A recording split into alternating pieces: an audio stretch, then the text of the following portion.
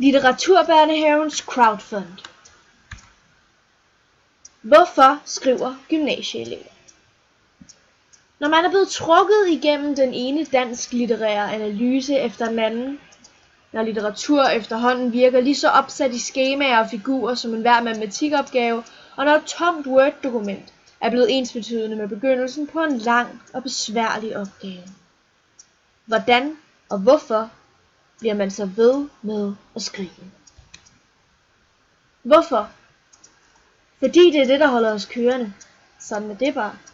Fordi idéerne brænder inde og ikke vil lade os være i fred. Fordi når vores hoveder vejer 10 ton af papir det bedste sted at liste af. Fordi når omgivelserne provokerer os til det yderste, er det bedste at gå løs på papir og pen. Fordi vi vil skide på dansklærer og korrekt kommentering og aktentmodellen. Og fordi vi elsker det. Overskud eller ej. Det handler ikke over for 12, det handler om den gode historie. For i modsætning til skoleafleveringerne er vores tekster ikke en konkurrencesport. Hvordan? Så det er straks sværere. Skrivning tager tid, og det er en helt klar mangelvare for gymnasieelever. Men idéerne vil ud, og man må gribe dem i farten, hvis de overhovedet skal blive til noget. Derfor startede vi Litteraturbørnehaven. En gruppe af unge forfattere på Gefion Gymnasium, der bare gerne vil have tiden, motivationen og selskabet til at få skrevet og få det ud i verden. Og derfor er vi her.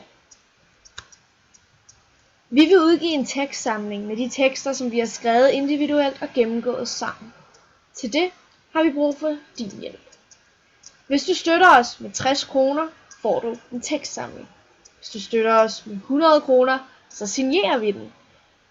Hvis du støtter os med 200 kroner, så får du ud over en signeret tekstsamling også dit navn bag i bogen som vores officielle sponsor. Hvis du donerer med 500 kroner eller over, får du ud over en signeret tekstsamling og dit navn bag i bogen også en privat oplæsning i dit hjem.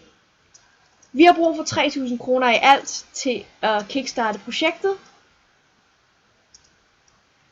Det var alt for nu.